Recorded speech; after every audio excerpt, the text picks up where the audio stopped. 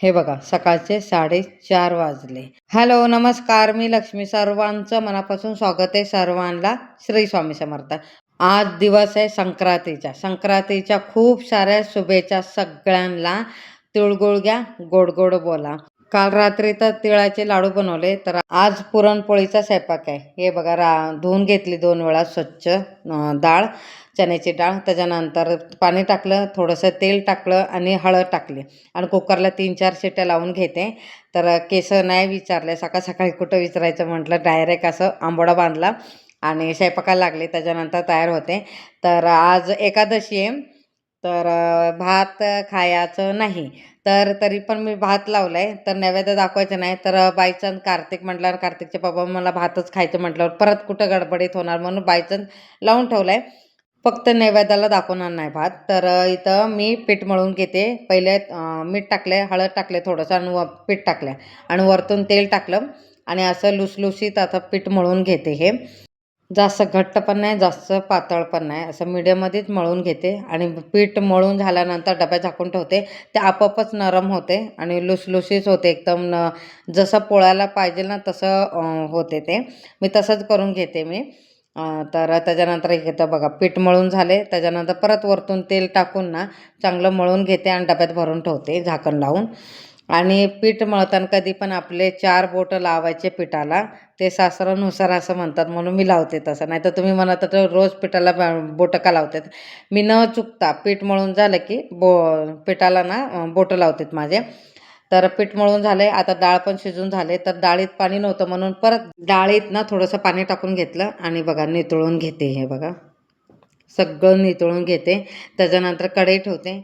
कढईत ना डाळ टाकून घेते. त्याच्यानंतर थोडंसं ठेवते त्याच्यातच चाळणीमध्ये आणि चमच्याने ना वाटून घेते त्याच्यात. हे बघा आणि ते पाण्यात पडतं ते.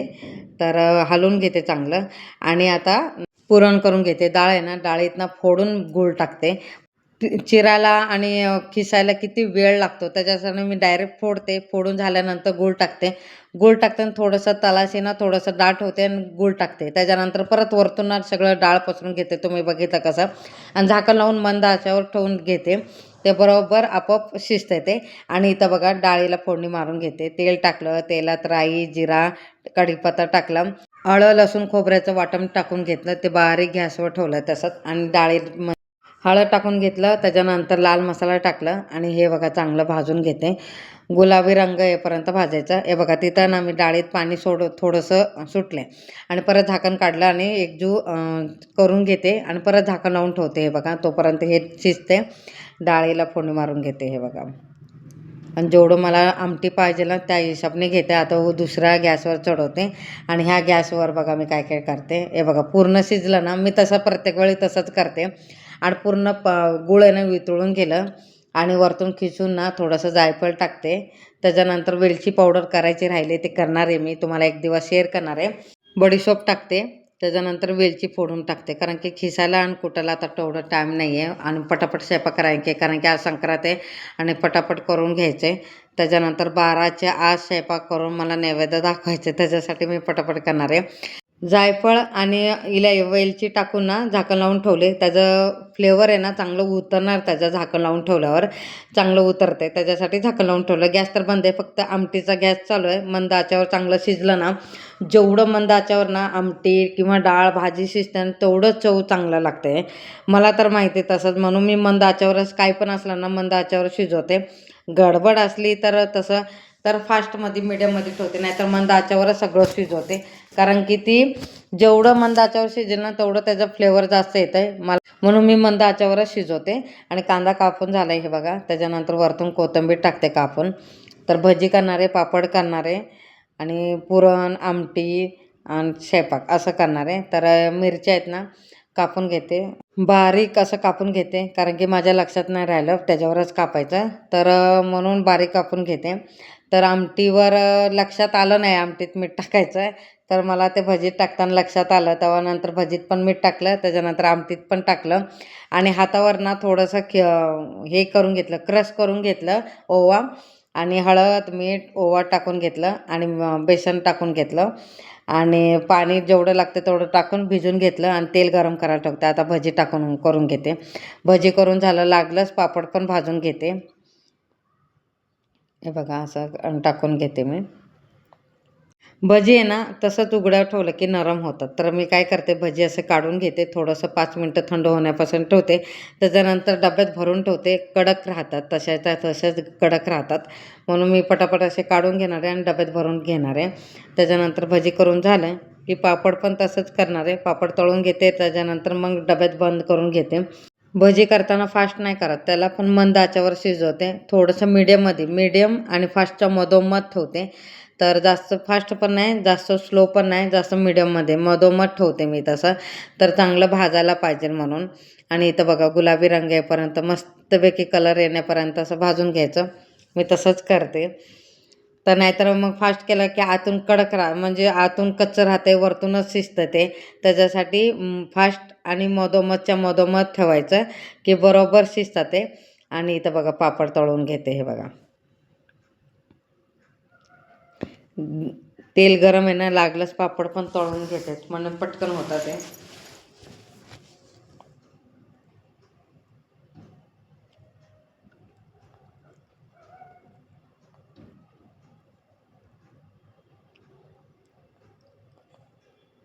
पापड झाले, भजी झालं, सगळं झालं. आता पुरण वाटून घेते. हे बघा पुरण असं वाटून घेते. हे पुरणची जाळी आहे माझ्याकडे, पण मी ह्याच जाळीतच करते. तर ते पण तुम्हाला काढून दाखवते. हातावर नाही का फिरवायचं, तसं मशीन आहे, पुरणाची मशीन आहे. तर ते आता कधी काढायचं कधी धुवायचं त्याच्यापेक्षा आता जाळीतच काढते मी. तर झालं आता हे पुरण वाटून पण झालं माझं. हे बघा सगळा स्वयंपाक तर झालं आहे माझं. हे बघा सगळं झालं. तुम्हाला मी दाखवते. ह्याच्यात आमटी आहे. हे बघा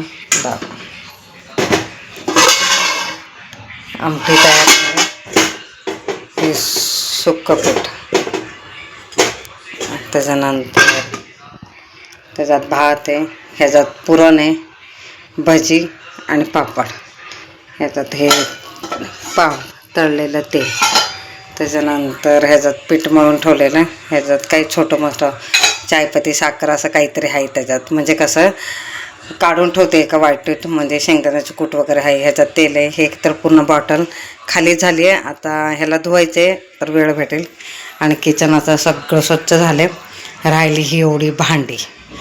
तर काल ह्याच्यात बाजरीचं ना पीठ दळलं ना, तर मग हे धुवून दळण तर सगळं झालं आहे. गव्हाचं झालं आहे, ज्वारीचं झालं आहे, बाजरीचं झालं आहे, सगळं झालं आहे. तर मी आता ही स्वच्छ धुवून ठेवून देते सुकून. तर जेव्हा लागेल तेव्हा वापरायला होईल. आणि आता हे भांडी घासून घेते.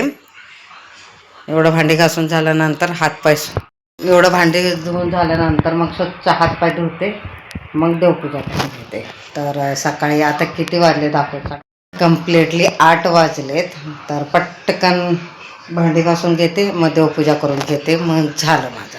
आणि पुरणपोळी म्हटलं सगळं झाले, फक्त पुरणपोळी राहिले. का ठेवले, कारण की करून ठेवायचं, परत थंड होईल, परत त्यापेक्षा ना गरम गरमच करून खायचं. बाकी सगळं झालं, फक्त पुरणपोळी करायचं आहे.